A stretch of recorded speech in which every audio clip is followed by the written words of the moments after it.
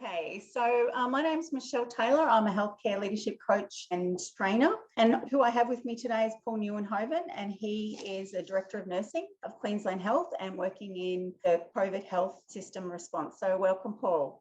Thanks, Michelle. Great to see you. I remember when I asked you about characteristics of a leader, like I interviewed quite a few people, but your responses were like, it sounded like you were talking out of a textbook, but also you could name all the leadership skills that I've learned. They just sort of came off, off your head, and even especially interpersonal skills, Paul. So Yeah. Can you speak a little bit about, those characteristics of a good leader?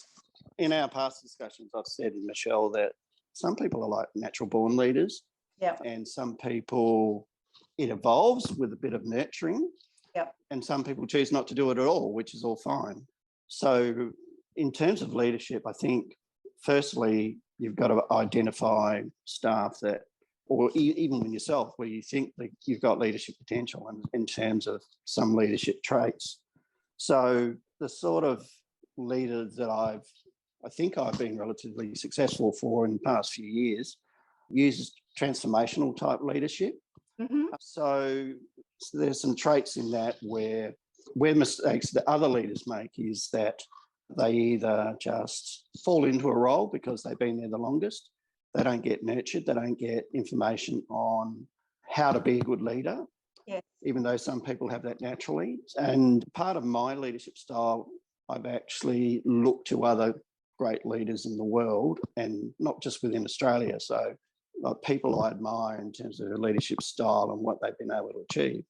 People who can successfully engage with people. So my role models being, like, I was a big fan of Barack Obama as president of the US. I also think that Richard Branson is another guy whose leadership style has been something that I've been impressed with. These sort of people don't really change themselves when they go into leadership. And I think that what happens sometimes, and even in health, is that sometimes we see people who go from being, a good all-round sort of person, and then they're asked to step into particularly higher management roles, and they start changing their personality or losing some of their values, which is something I've never done. And I think that being honest and transparent for me, yes, regardless of the risks involved or the pressures that have been put on me, have held me in reasonable regard throughout my leadership.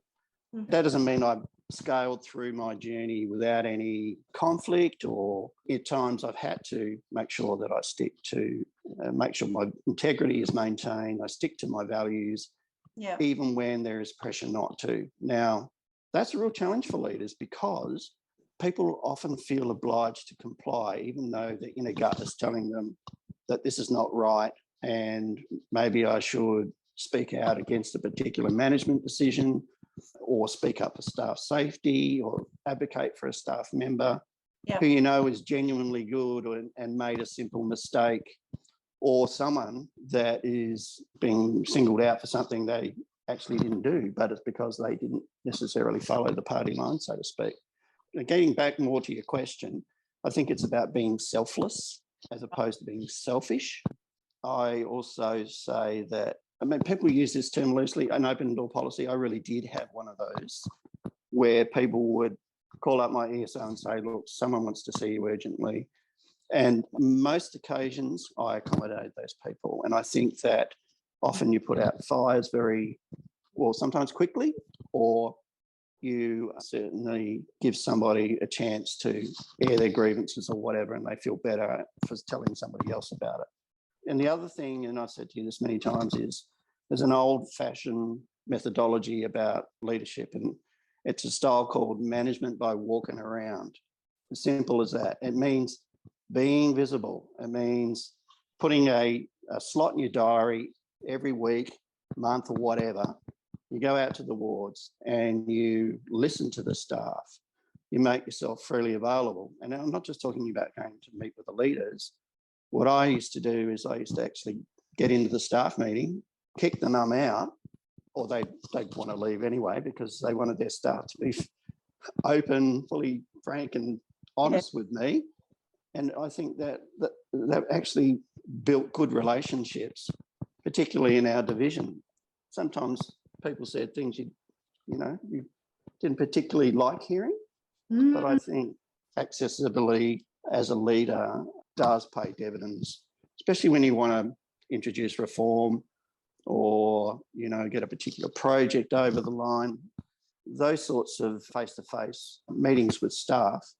And as I've said to you before, most of the time I just listen. I think good leadership's about 80% listening, 20% talking.